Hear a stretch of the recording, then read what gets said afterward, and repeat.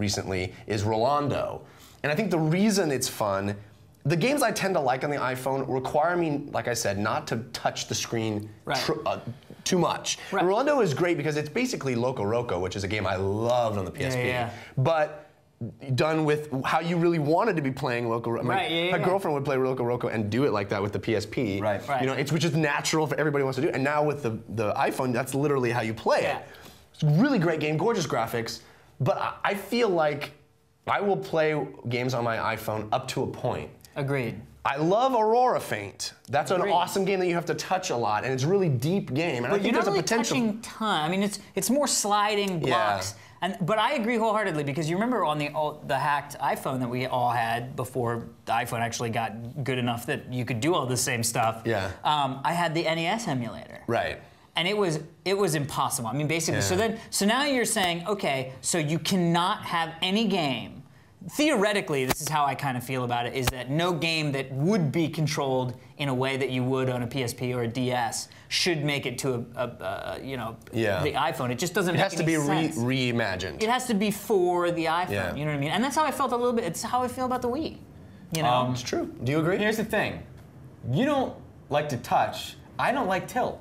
Oh, really? I haven't downloaded any of the racing games. But you just said you like topple and it was all tilt. No, it's not all tilt. By no means. Did you play Rolando? There's some tilt. I did like Rolando because it is Loco Roco. You know, but that's not that's more like I'm playing a game.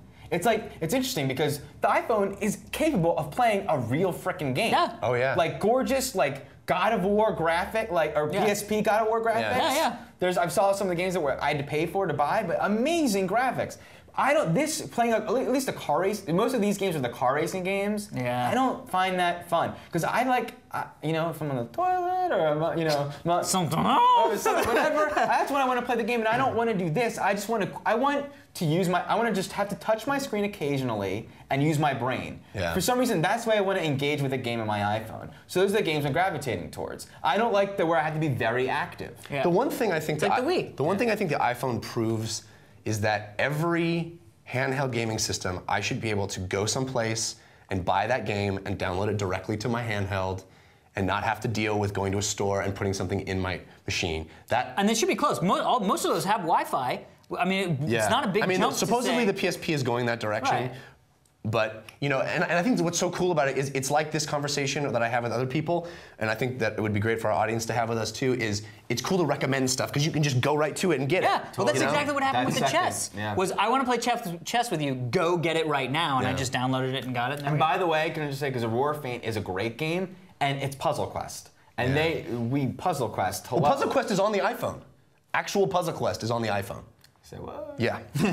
So I would welcome people post in the forums or send us emails if you have awesome iPhone games. You know, it's cool to like hear about it from other people. I mean, that's how I found out about Field Runners and I'm gonna check it out.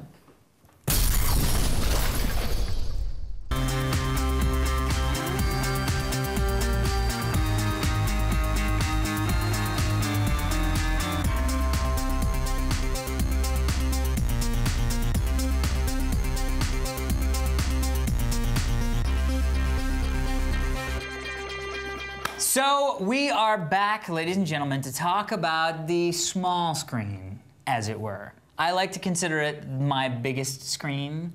I like to call it the boob tube. I like to call it the boob tube, I don't know why.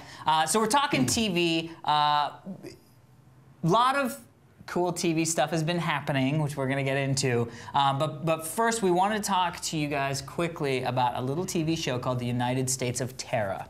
Now, the reason why this has sort of popped up onto our radar was because, of course, Diablo Cody, who's the woman that wrote Juno, a movie that you guys both really enjoyed and I despised, has gotten a television series on Showtime that not only has that in and of itself is a feat, but it's actually produced by Steven Spielberg, which is a big deal, obviously. This was the big, sorry to interrupt, please. When